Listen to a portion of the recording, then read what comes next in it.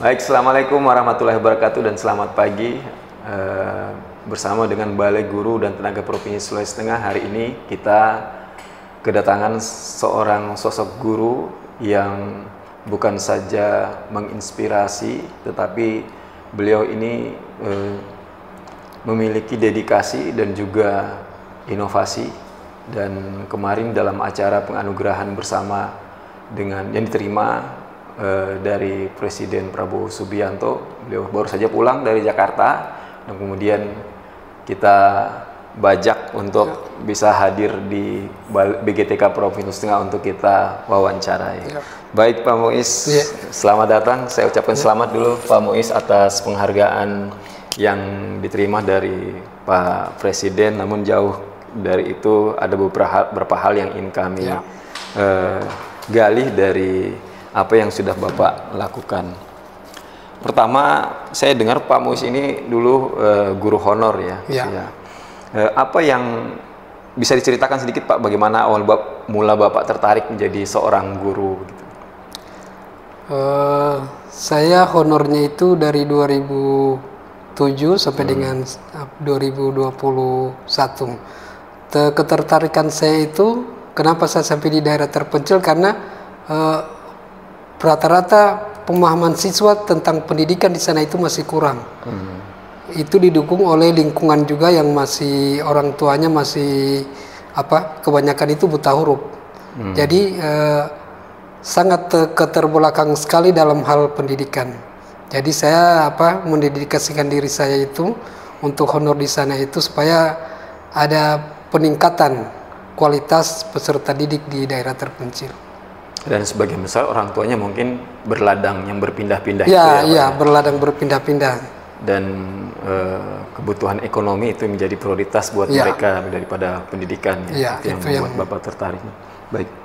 Kemudian bisa diceritakan nggak Pak, apa kesan di hari pertama Bapak sebagai guru honor di sekolah di SD EEA itu ya? Kesannya itu Pak, kan dulu itu belum ada jalan motor di 2007, masih jalan kaki. Jadi kita jalan kaki itu masih menyusuri sungai sampai di sekolah itu. Di tahun berapa itu Pak? 2007. 2007 ya. Itu sangat berat sekali itu Pak.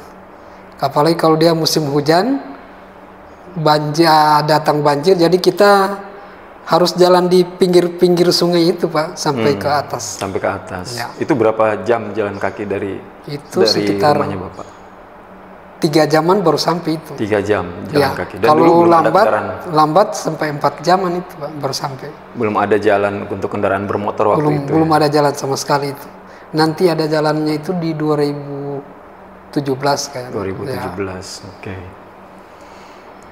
Ada nggak Bapak yang sosok guru yang menginspirasi Bapak sehingga Bapak punya passion untuk jadi guru juga begitu kan? Apalagi Bapak waktu itu kan masih honor ya. Gitu ya. Itu paman saya juga jadi guru di sana, jadi saya tertariknya itu karena dia mengajar di daerah terpencil juga. Jadi saya ikut itu juga,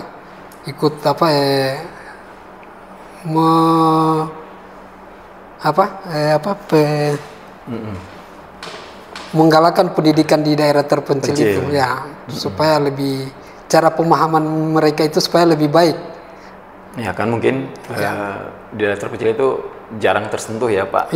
Jadi itu yang menginspirasi Bapak juga untuk bisa mau begitu di sekolah yang terpencil yang mungkin tidak dikenal begitu. Cara muridnya, cara pemahamannya itu masih sangat rendah sekali.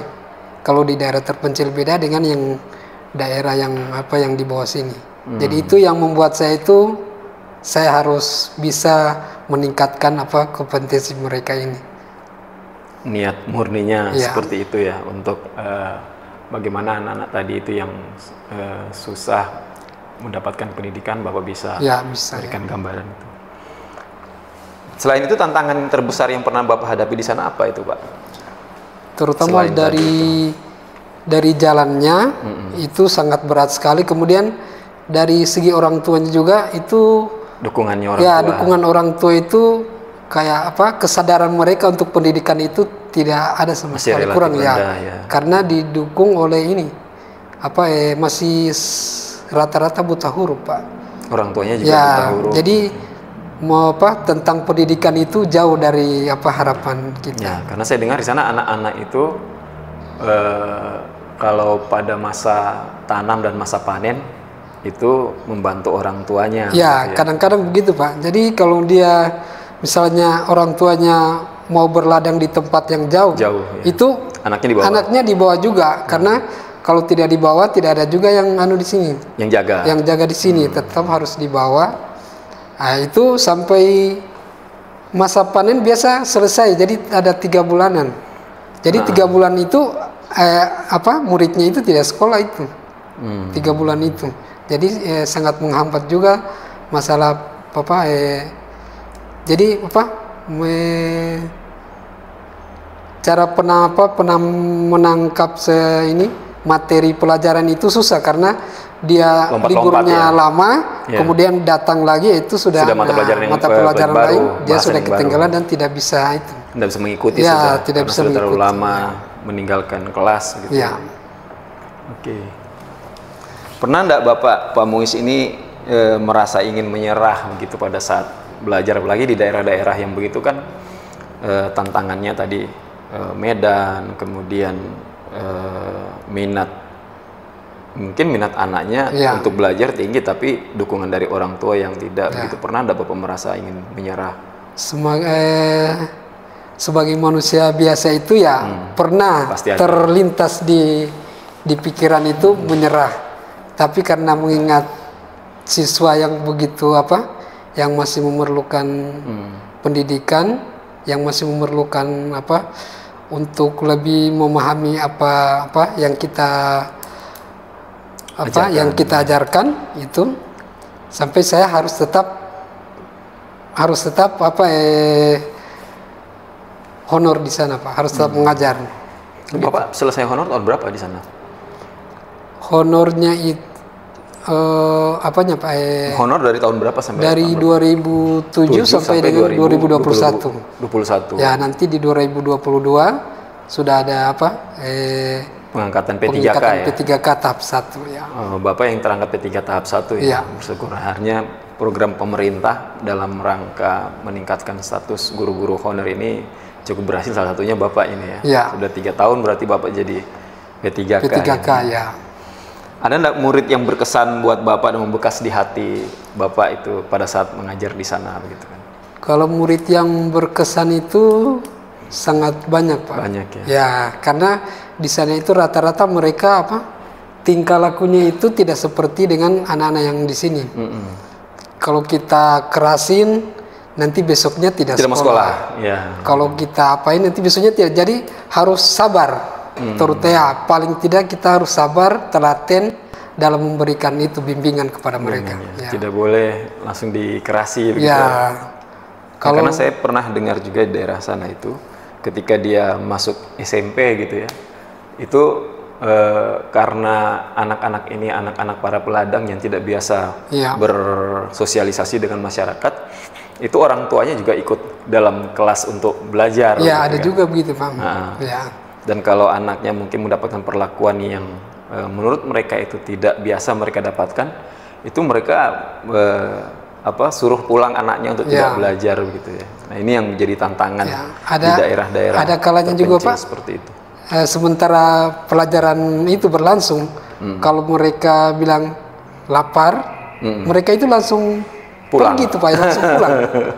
Tidak menunggu waktu selesai dulu. Tapi kita tidak bisa tegur terlalu keras, nanti mereka tidak masuk lah. Jadi salah satu jalannya kita biarkan mereka ke situ, nanti besoknya ada lagi. Oke Pak, ini kita lanjut untuk kaitannya dengan penghargaan ya. Setahu saya Bapak itu tahun 2024 sebagai juara 1 di kegiatan atau di gelaran Mahakarya Guru di Kabupaten Parigi Motong. Bisa ceritakan sedikit Pak terkait dengan apa sih idenya Bapak sampai menciptakan sebuah karya inovasi, apa istilahnya tadi, jam bilangan ya, seperti apa? Ini idenya dari mana Pak, jam bilangan? Itu bermulanya dari permasalahan saya dengan peserta didik yang kurang lancar membaca. sehingga dia tidak bisa memahami soal numerasi yang berkaitan dengan bilangan bulat positif dengan bilangan bulat negatif. Sehingga saya menciptakan ini supaya lebih mempermudah mereka untuk memahami penjumlahan itu bilangan bulat positif dengan negatif. Dan membuat siswa lebih tertarik untuk belajar dengan media jam bilangan. Oke, bisa sedikit ceritakan Pak terkait dengan jam bilangan seperti apa sih Pak? Bagaimana kalau jam bilangan itu bentuknya bundar itu Pak. Jadi bundar kemudian ada garis tengahnya. Di sisi kanan itu bilangannya positif, di sisi kiri bilangannya negatif. Ya. Jadi kalau itu kemudian ada sumbunya di tengah-tengah, kemudian bisa diputar ke kiri, bisa diputar ke kanan. Kalau dia ke kanan berarti negatif, kalau ke kiri positif. Ya. Kemudian itu untuk lebih mempermudah itu saya menciptakan lagunya. Oh, ada lagunya. Ada lagunya ya. Kalau putar ke kanan artinya positif, putar ke kiri artinya negatif, putar ke kanan penjumlahan, putar ke kiri pengurangan. Jadi itu misalnya soalnya seperti ini Pak. Suatu daerah minus 5 derajat, kemudian suhunya naik 3 derajat Celcius. Maka berapakah suhu saat ini? Nah, dari lagu itu sudah bisa ditentukan. Kalau dia putar ke kanan berarti penjumlahan, berarti ada penjumlahan. Ini berarti negatif 5 ditambah 3. Nah, kemudian diarahkan ke negatif 5. Kemudian setelah panahnya diarahkan negatif 3, di situ ada tandanya di situ 2. Bilangannya 2. Maka hasilnya 2. Ya, positif 2. Oh, jadi soal cerita bisa diselesaikan dengan alat peraga jam bilangan tadi itu ya. Bisa. Kalau kita lihat kan sebenarnya itu adalah penjumlahan sederhana ya. Ya, penjumlahan sederhana.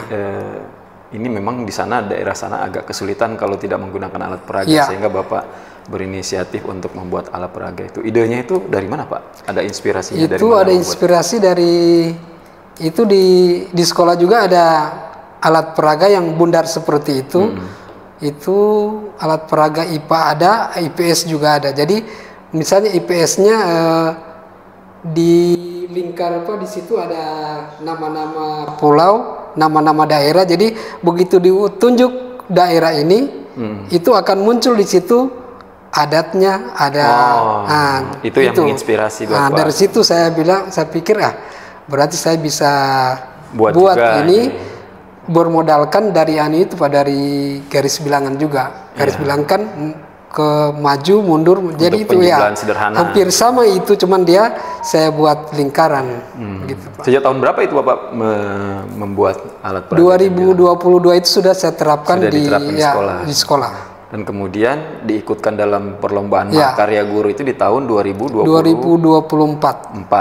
Dan Bapak mendapatkan peringkat 1 waktu itu di Parigi. Di Kabupaten Parigi Motong. Dihadiri oleh Ibu Dirjen GTK. Prof. Nuno.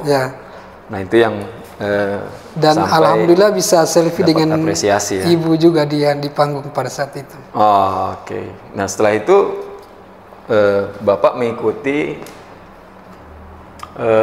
Jambore. Jambore GTK tahun 2024 juga. Ikut lagi, kemudian mendapatkan peringkat 1 terbaik untuk dedikasi. Untuk dedikasi. Nah, ini Bapak Ibu, Pak Muiz ini selain dia juga guru berdedikasi karena medan yang dia tempuh, kemudian lokasi dan resiko yang cukup besar di sekolahnya yang tempat tugasnya, beliau ini juga punya inovasi tadi jam bilangan. Jadi paket komplit ini paket komplit, sehingga ini yang mengantarkan beliau menjadi peringkat 1 di Jambore GTK Hebat tahun 2024 di Provinsi Sulawesi Tengah, menjadi wakil Sulawesi Tengah untuk di tingkat nasional. Peringkat berapa di tingkat nasional itu Pak? Masuk 5 besar. Masuk 5 besar. Sempat presentasi di sana juga. Dan jam bilangannya sempat saya bawa juga ke sana. Sempat dibawa ke sana Pak ya? Oke. Dan ini mendapatkan, sekarang ini baru pulang mendapatkan bintang kemanusiaan. Bintang kemanusiaan. Dari Presiden Prabowo ya. Ya. Nah, itu bisa cerita enggak Pak? Maksudnya seperti apa prosesnya begitu sampai Bapak dipanggil untuk menerima bintang kemanusiaan? Sebelumnya itu 3 minggu sebelumnya itu saya mendapat telepon WA dari ibu di Dikdas Kementerian bahwa saya disuruh mengisi biografi tentang penganugerahan bintang itu. Jadi setelah saya mengisi itu, kemudian menceritakan di dalamnya itu bagaimana proses terjadinya jam bilangannya sampai dengan selesai pembuatan itu. Kemudian buat naskah gitu ya? Ya, ada naskahnya juga. Sama biografi. Ada biografinya ya. Kemudian setelah itu ada telepon lagi dari bagian kepresidenan, sekretariat negara gitu, Setnek. 3 minggu kemudian itu ada bahwa saya berkesempatan untuk mengikuti itu, mendapatkan penghargaan bintang itu. Iya. Ya awalnya sih tidak percaya, cuman karena informasi dari berbagai pihak, karena memang betul, ya saya berangkat ke Jakarta. Ke Jakarta, gitu ya. Oke. Bersama 99 penerima penghargaan lainnya. 121. Oh, 121 penerima penghargaan. Oke. Apa yang Bapak rasakan setelah mendapatkan penghargaan itu? Kemanusiaan? Mungkin tidak bisa diungkapkan dengan kata-kata mungkin ya, karena begitu besarnya penghargaan itu. Terharu ya? Ya, terharu. Ya, mudah-mudahan ini bisa menginspirasi guru-guru kita lainnya ya, untuk bisa memberikan kontribusi kepada dunia pendidikan kita, khususnya di Sulawesi Tengah.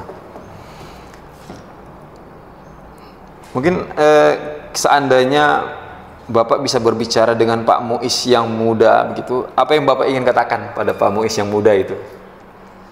Pak Muiz yang dulu. Ya, gitu. Harus lebih keras lagi berjuang dalam bidang pendidikan, karena tidak gampang mendidik di daerah terpencil itu, karena dari medannya berat, dari anak-anaknya juga, dari orang tua, pokoknya lingkungan sekolah itu kurang mendukung untuk itu. Jadi paling tidak ada keikhlasan, itu yang paling penting. Ikhlas ya, karena keikhlasan itu bisa mendapatkan sesuatu hal yang tidak bisa kita duga. Ya. Oke, berarti. Baik Pak Muiz, mungkin ada yang Bapak ingin sampaikan kepada teman-teman, khususnya guru-guru kita, mungkin ada pesan yang bisa menginspirasi pada guru-guru kita untuk bisa mendorong guru-guru kita untuk bisa berinovasi dan juga meningkatkan dedikasinya, khususnya untuk guru-guru kita di Sulawesi Tengah. Silakan. Paling tidak yang pertama yang bisa saya rasakan adalah keikhlasan dalam mendidik, itu yang paling penting. Ikhlasan dalam mendidik, kemudian sabar, telaten dalam membimbing peserta didik itu. Karena dengan itu kita bisa mengambil hatinya, kita bisa berbaur dengan mereka, jadi gampang kita menularkan ilmu yang kita dapatkan ke mereka ya. Gitu Pak. Oke, terima kasih. Nah, apa pesan Bapak juga untuk murid-murid yang sedang mengejar cita-citanya ini Pak? Pesan-pesan Bapak ini kepada murid-murid yang sekarang sudah mengejar cita-citanya gitu. Jadi untuk sekarang alhamdulillah murid-murid saya itu ada yang sudah pendidikannya di kuliahnya di Makassar. Sudah ada yang kuliah. Sudah ada ke Makassar. Ada juga yang sudah kerja di puskesmas, di puskesmas Tinombo sudah ada. Jadi saya tetap berpesan kepada mereka itu, sekecil apapun yang kita lakukan, itu suatu saat pasti akan menghasilkan sesuatu yang berharga atau yang paling besar di masa yang akan datang ya. Sekecil apapun kebaikan yang kita lakukan pasti ada hal-hal yang kita dapatkan nanti ke depan di kemudian hari Pak ya. Ya. Oke, baik Bapak Ibu sekalian. Ini demikian wawancara kita dengan Pak Muiz. Sekali lagi selamat Pak Muiz ya atas penghargaan yang diberikan. Kami dari BGTK Provinsi Sulawesi Tengah ini sangat mengapresiasi apa yang sudah dilakukan oleh Pak Muiz. Tentu ini bukan proses yang instan ya. Ini melalui proses yang cukup panjang dan dimulai dengan niat yang tadi sangat suci, bagaimana anak-anak kita ini bisa mendapatkan pendidikan di daerah-daerah yang terpencil, dan beliau juga sosok bukan hanya menginspirasi tetapi memiliki dedikasi dan juga inovasi. Kedepannya mudah-mudahan semakin banyak guru-guru kita di Provinsi Sulawesi Tengah yang memiliki dedikasi dan inovasi. Sampai ketemu lagi Bapak Ibu semua, dan tunjukkan karyamu. Demikian, Assalamualaikum warahmatullahi wabarakatuh. Terima kasih Pak Mas.